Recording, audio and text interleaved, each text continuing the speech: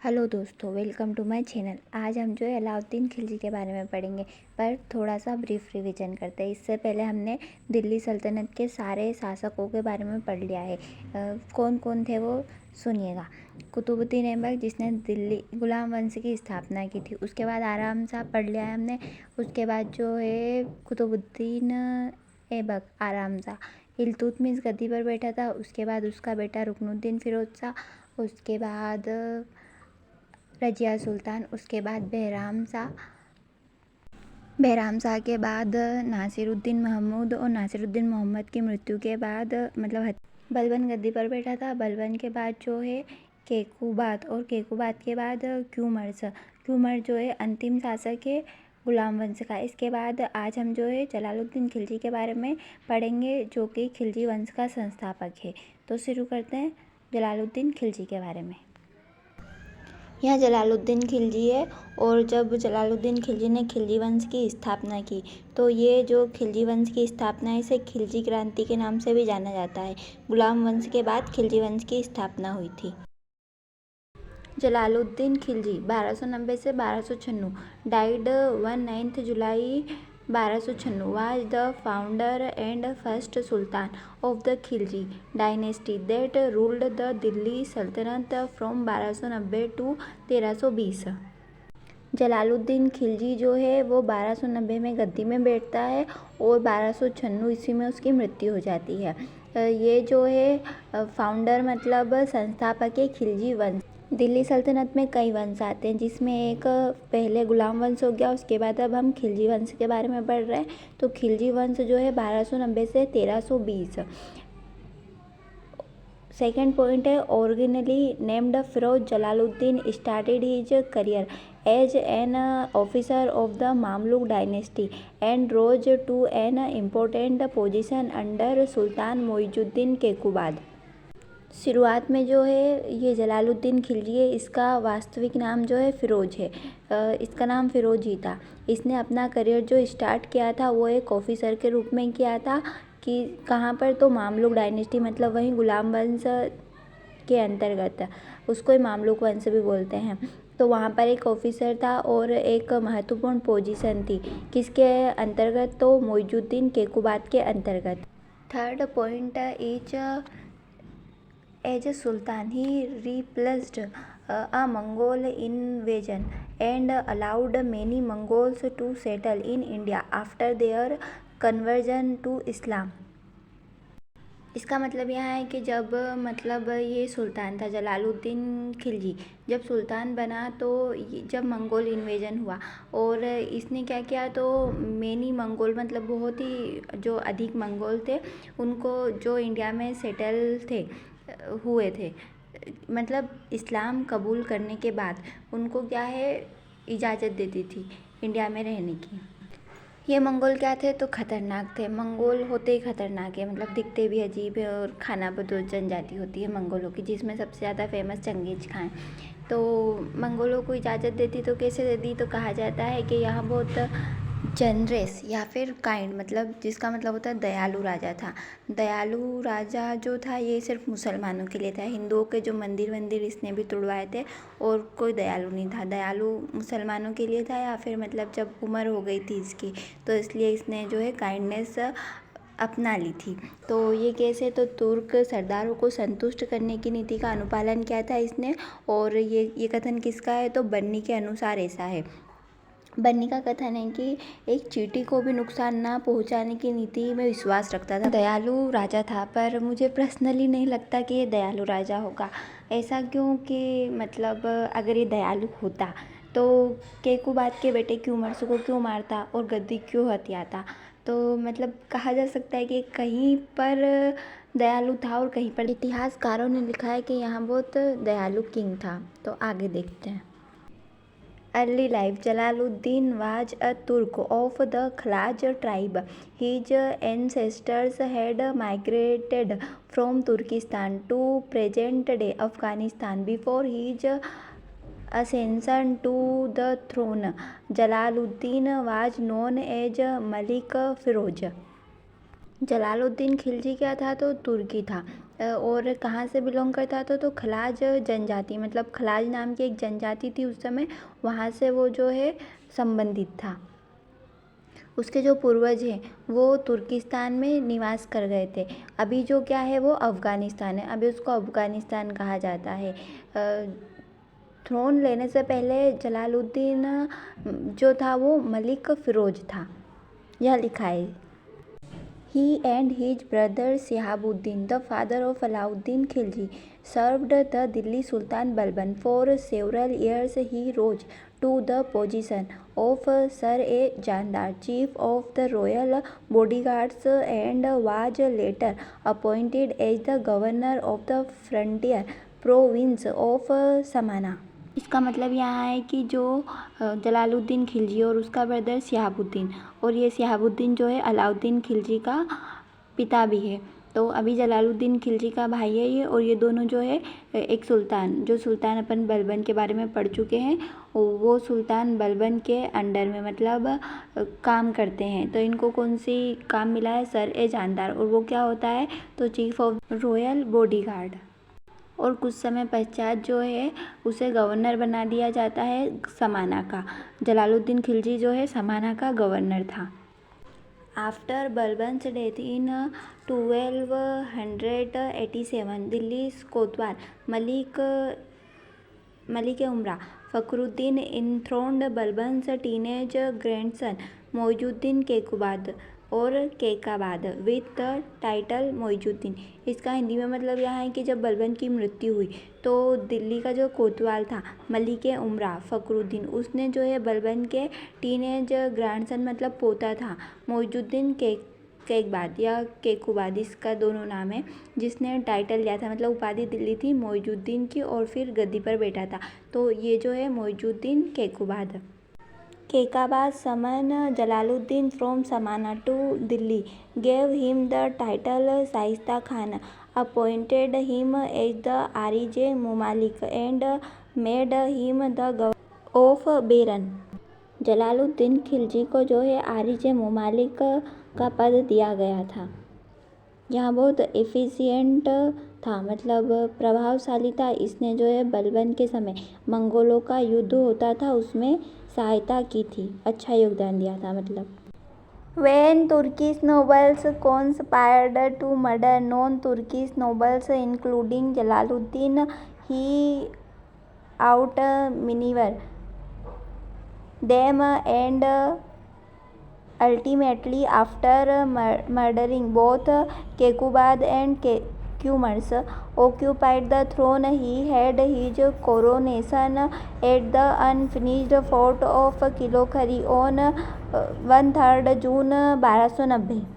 इसका मतलब यह है कि जब मतलब नॉन तुर्किश नोबल का मर्डर कर रहे थे, तो जो जलालुद्दीन खिलजी है, केकुबाद और क्यूमर्स की जो एक क्लास लग चुकी है उसमें इनकी कहानी बता दी है। तो यहाँ पर लिखा है कि जैसे ही क्यूमर्स की केकुबाद की तो मृत्यु होती है, उसके बाद कैमूर्स की जो है हत्या करवा दी जाती है थ्रोन मतलब सिंहासन के लिए। तो कौन करता है यह हत्या, तो जो है जलालुद्दीन खिलजी, जिसका नाम फर्स्ट फ़िरोज़ था, जलालुद्दीन फ़िरोज़ खिलजी कहा जाता है। और ये जो अपना कोरोनेशन मतलब राज्यारोहण कहाँ पर करवाता है, तो किलोखरी का एक महल है, वहाँ पर 13 जून 1290 ईस्वी में इसका राज्यारोहण किया जाता है, मतलब ये सिंहासन पर बैठता है। Sultan Jalaluddin sat on the throne at the ripe age of 70 years, and weakness of old age affected his attitudes and activities. He lost interest in the battles, became extremely liberal and tolerant, and therefore adopted a pacifist policy.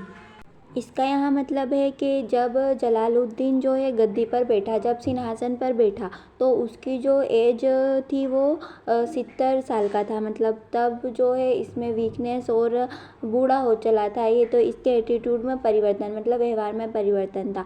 तो कैसे था, तो इसको कुछ interest नहीं था battles में, शांतिपूर्ण तरीके से निपटा लेता था सब कुछ, युद्ध में बिलीव नहीं करता था। बिकम एक्सट्रीमली लिबरल मतलब कहा जाता है कि बहुत ही ज़्यादा उदार था, इसके खिलाफ जो अगर कोई युद्ध करता था तो उनको भी ये माफ़ कर देता था। इसलिए कहा गया है कि एक्सट्रीमली लिबरल एंड टॉलरेंट, मतलब सह लेता था। देयरफॉर अडॉप्टेड ए पैसिफिक पॉलिसी, मतलब शांतिपूर्ण नीति में बिलीव करता था। युद्ध में कोई इंटरेस्ट नहीं था इसका, क्योंकि उम्र हो चली थी इसकी। सेकंड पॉइंट है कि Jalaluddin did not behave nor had ambitions worthy of A Sultan like a religious minded old Muslim. He did not Dzire anything except to pass his old age in peace and acts to benevolence। इसका हिंदी में मतलब यहाँ है कि मतलब जलालुद्दीन जो है वह मतलब ऐसा एक जो राजा होता है जिसका माइंड सेट होता है कि उस राज को हड़पना है, उस राज को हड़पना है, ऐसा कुछ नहीं था। ये जो है बिन्यूलेंस मतलब परोपकारी था। परोपकारी मतलब इंटरेस्ट नहीं है कुल मिला के। ये मतलब उम्र हो गई इसकी तो इसका जो माइंड सेट है वो रिलीजियस मतलब धार्मिक है, और इसको कोई राज्य हड़पने वड़पने में इंटरेस्ट नहीं है, ऐसा कहा गया है। He assigned high ranks to his own sons and loyal nobles. His first son was given the title of Khane Khan, the second was titled as Arkali Khan, and the third was given the title of Kader Khan। इसने जो है ऊंचे ऊंचे पद दिए थे, तो जो लोयल नोबल्स थे उनको भी और इसके बेटों को भी। तो पहले बेटे को जो टाइटल दिया था, उपाधि दी थी, वो थी खाने खान। दूसरे बेटे को जो उपाधि दी थी वो आरकली खान, और तीसरे बेटे को जो उपाधि दी थी वहाँ दी थी कादर खान। छज्जू रिवोल्ट। अब जो है छज्जू का रिवोल्ट पढ़ेंगे। यहाँ फर्स्ट पॉइंट लिखा है, in August 1290 AD Malik Chhajju nephew of Balban revolted. He proceeded towards Delhi Budaun. Jalaluddin himself proceed against him. 1290 में जो है मलिक छज्जू जो कि बलबन का भतीजा है वहाँ युद्ध छेड़ देता है। तो उस युद्ध में जो है यहाँ जलालुद्दीन खिलजी स्वयं जाता है उसके विरुद्ध। सेकंड पॉइंट है, Arkali Khan son of the sultan marched ahead and defeated Chhajju near Budaun. Alauddin was now appointed governor of Kara and Manikpur. Arkali Khan जो कि पुत्र है सुल्तान का। सुल्तान कौन? तो जलालुद्दीन खिलजी का। वो जो है मार्च करता है और छज्जू को और बदाऊन में। अलाउद्दीन खिलजी जो है अलाउद्दीन खिलजी को जो अपॉइंट किया जाता है तो उसे कहाँ का राज्यपाल बनाया जाता है? तो कड़ा एवं मानिकपुर दिया जाता है अलाउद्दीन खिलजी को। यहाँ मलिक छज्जू जो है विद्रोह करता है जलालुद्दीन खिलजी के खिलाफ। इसके बाद भी मतलब जो है जलालुद्दीन खिलजी इसको माफ़ कर देता है, शाम को खाने में बुलाता है और मतलब इसकी तारीफ़ कर। इससे क्या हुआ कि जो अन्य खिलजीज थे और अलाउद्दीन खिलजी इन सबको बुरा लगा कि मतलब क्या है, इसने हमारे विरुद्ध विद्रोह किया था और जलालुद्दीन खिलजी जो है इसकी तारीफ़ कर रहे हैं। अगर ऐसे शासक सबको माफ़ करता जाएगा तो जो डायनेस्टी है वो बचेगी कैसे? ऐसे सबको समझ में आ रहा था। पर अब जलालुद्दीन फिरोज खिलजी गद्दी पर बैठा था और उसका क्या था कि अब उम्र हो चली है तो अच्छे अच्छे काम करूँ मैं, तो इस हिसाब से वो परोपकारी होता जा रहा था। Sometime after Chhajju's revolt, the Mongol invaded the north-west frontier of the Delhi Sultan. The frontier province of Depalpur, Multan and Samana were governed by Jalaluddin son आरकली Khan. एक बार क्या है कि मतलब एक किसी गवर्नर ने जो है अपना गुस्सा जताया था कि मैं जो है जलालुद्दीन फिरोज खिलजी को मार दूंगा। तो उसमें भी क्या किया, जलालुद्दीन फिरोज खिलजी ने उसको भी माफ़ कर दिया कि शराब के नशे में है, बोल दिया होगा। मतलब बहुत ज़्यादा परोपकारी हो चला था। आगे क्या है कि एक श्री मोला नाम का एक रिलीजियस मतलब धार्मिक प्रवृत्ति का एक व्यक्ति था। तो उसके साथ जो है सब आ गए थे। इसने जो है श्री मोला ने हिंदुओं को और बंगाल के लोगों को एक साथ किया और सोचा कि रिवोल्ट कर दूंगा। तो जब बात ये जलालुद्दीन फिरोज खिलजी को पता चली तो इसने श्री मोला को मतलब मरवा दिया था। हत्या करवा दी थी श्रीमोला की, क्योंकि ये जो श्रीमोला है ये गद्दी को हथियाना चाह रहा था।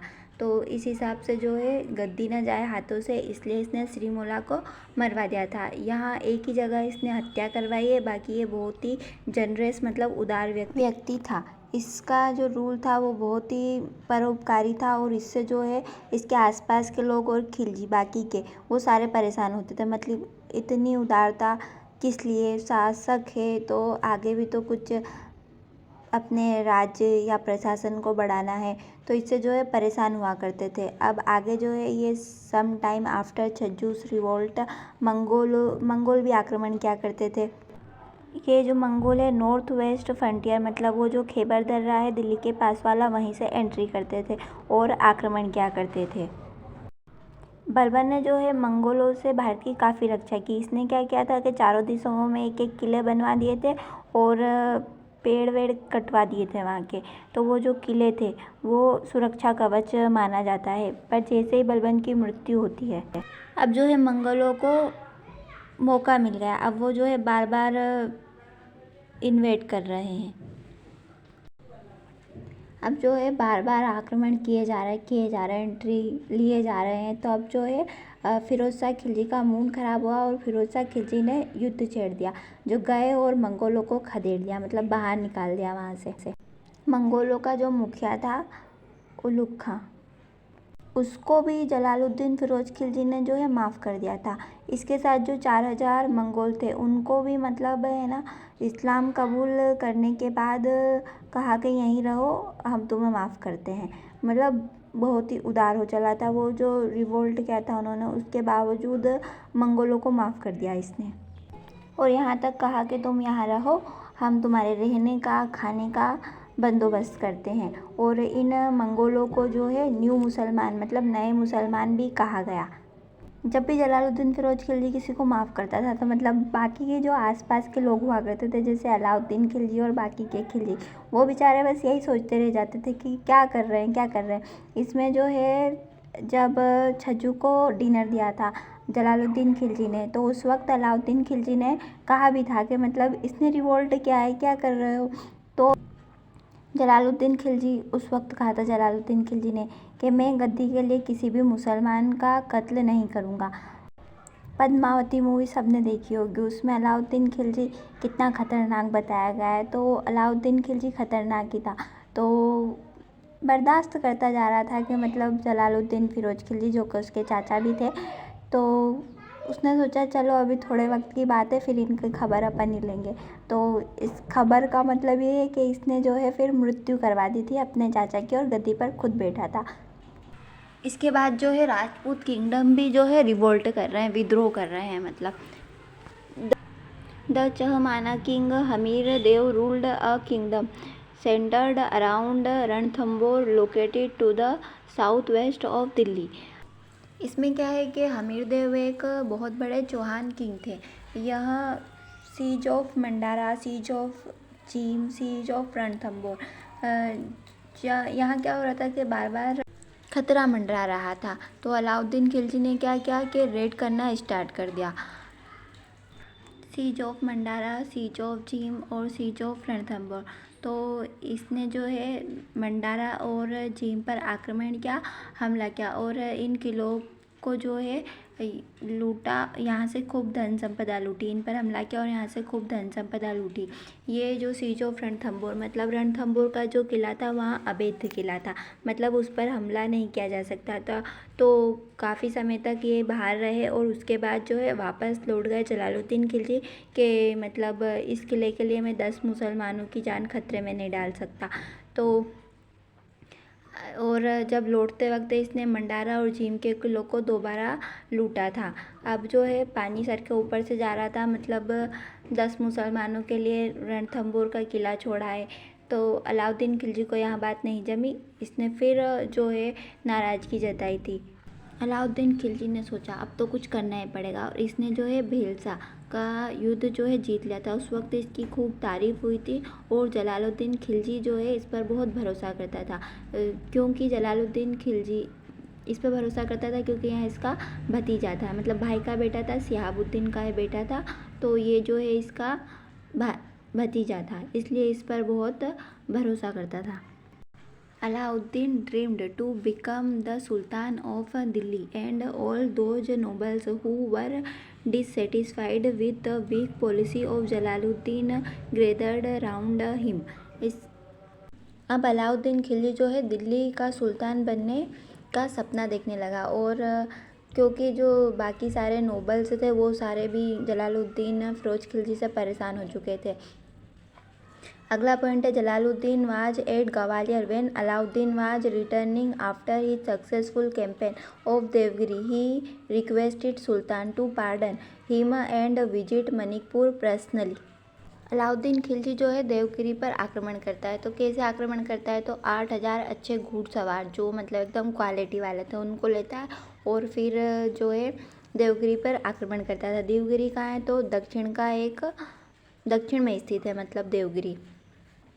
इससे पहले दिल्ली सल्तनत या दिल्ली के किसी भी शासक ने जो है देवगिरी पर हमला या फिर आक्रमण नहीं किया था। क्यों नहीं किया था, क्योंकि वहाँ का जो शासक था रामचंद्र, वहाँ बहुत ही ज़्यादा पावरफुल था। जो भी उस पर देवगिरी पर आक्रमण करता था मतलब वापस नहीं आता था, तो इसलिए जो है देवगिरी पर आज तक किसी ने आक्रमण नहीं किया था। पर जो अलाउद्दीन खिलजी है उसको तो वेल्थ मतलब धन संपदा चाहिए थी जलालुद्दीन खिलजी के खिलाफ विद्रोह करने के लिए, इसलिए उसने देवगिरी पर आक्रमण किया था। और जो है देवगिरी के पास पहुंचा और एक किंगडम था वहाँ पर बड़ी डिप्लोमेसी से इसने बोला कि मैं तो सिर्फ ऐसे मिलने जा रहा हूँ, मतलब मिलने ही जा रहा हूँ। और जैसे ही देवगिरी के पास पहुंचा वैसे ही रामचंद्र को कुछ नहीं पता था, मतलब वहाँ पर अनप्रिपेयर्ड उसकी सेना थी और ये जो है एकदम प्लानिंग के साथ गया था। वैसे ही पहुंचा, इसने हमला कर दिया। देवगिरी को कुछ ही समय में इसने हरा दिया और वहाँ से इसको काफ़ी धन संपदा प्राप्त हुई। 8,000 की आर्मी थी, बाकी प्लानिंग के साथ गया था, तो इसने जो है देवगिरी को विजय कर लिया। जब कोई राजा किसी राज्य को हड़पता है तो फिर क्या होती है, संधि होती है। तो उस संधि के तहत देवगिरी ने जो है इन्हें एनुअल पेमेंट मतलब वार्षिक जो भी देना होता है वो देने का वादा किया, और वहाँ से उसे काफ़ी हाथी और घोड़ों की प्राप्ति हुई थी। जब अलाउद्दीन खिलजी देवगिरी को विजय करके वापस आ रहा था उस समय जो है जलालुद्दीन खिलजी वहाँ जो है ग्वालियर में था। अलाउद्दीन खिलजी ने अपने भाई जिसका नाम अलमर बेग था उसको एक खत लिखा और उसमें लिखा कि वो जो है सुल्तान से माफ़ी मांगना चाहता है। माफ़ी क्यों मांगना चाहता है, क्योंकि उसने जो देवगिरी पर हमला किया था वहाँ कोई बताकर थोड़ी ना गया था, बिना बताए गया था। तो इस हिसाब से वहाँ जो है सुल्तान से माफ़ी मांगना चाहता है।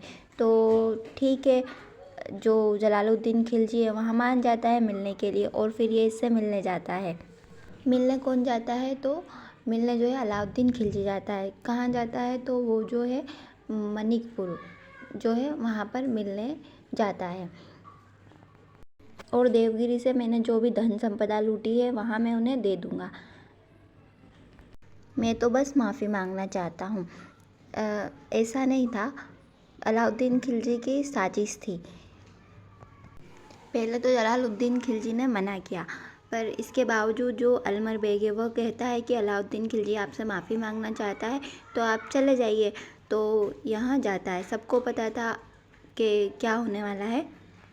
अलाउद्दीन खिलजी ने कहा था कि मैं जो है सुल्तान से अकेले मिलना चाहता हूँ, और जो जलालुद्दीन खिलजी के एडवाइज़र थे उन्होंने सलाह दी थी कि आप जो है अलाउद्दीन खिलजी से अकेले मत मिलो। बाकी जलालुद्दीन खिलजी नहीं मानता है क्योंकि वहाँ तो उसका भतीजा है, तो मिलने जाता है।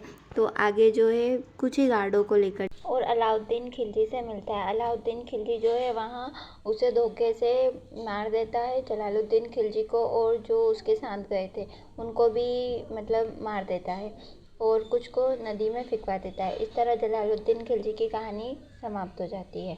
आगे जो है आप अलाउद्दीन खिलजी के बारे में पढ़ेंगे। इससे अलाउद्दीन खिलजी जो है 20 जुलाई 1296 ईस्वी को गद्दी पर बैठता है। इसके बारे में हम एक सेपरेट वीडियो जो है बनाकर समझेंगे। अभी हम जो है जलालुद्दीन खिलजी के बारे में माइंड मैप द्वारा शॉर्टकट में समझ लेते हैं एक बार और फिर से ब्रीफ रिवीजन।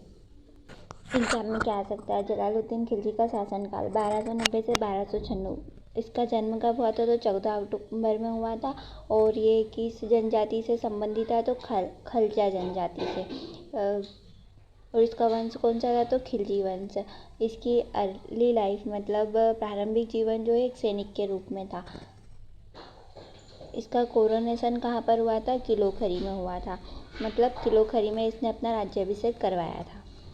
जलालुद्दीन खिलजी का रियल नाम जो है फिरोज है। उसे सर-ए-जानदार के पद पर नियुक्त किया गया था। इसका टाइटल जो है शाइस्ता खान था। आरिज-ए-मुमालिक पद पर नियुक्त हुआ था। इसके शासनकाल में छज्जू का रिवोल्ट हुआ था जो कि बलबन का भतीजा था। मंगोल इन्वेडेड भी हुआ था, मतलब मंगोलों का आक्रमण हुआ था जिसे इसने पराजित किया था और उन्हें भी क्षमा कर दिया था। जलालुद्दीन खिलजी जो है बिनोवलेंट मतलब परोपकारी किंग था, मतलब सबको माफ़ कर देता था। इसके टाइम पीरियड में siege of Mandawar, siege of Jhain और सीज ऑफ रणथंभौर यह जो है आक्रमण किया था इसने। और इसकी मृत्यु जो है 1296 ईस्वी में हुई थी, जो कि इसका जो दामाद था और भतीजा अलाउद्दीन खिलजी उसके द्वारा इसकी हत्या कर दी गई थी। हाँ, यहाँ खिलजी वंश का संस्थापक था। इसके बाद जो है अलाउद्दीन खिलजी आएगा, उसके बारे में हम पढ़ेंगे। क्लास अच्छी लगी हो तो लाइक, शेयर एंड सब्सक्राइब कर दीजिएगा। Thank you for watching this video.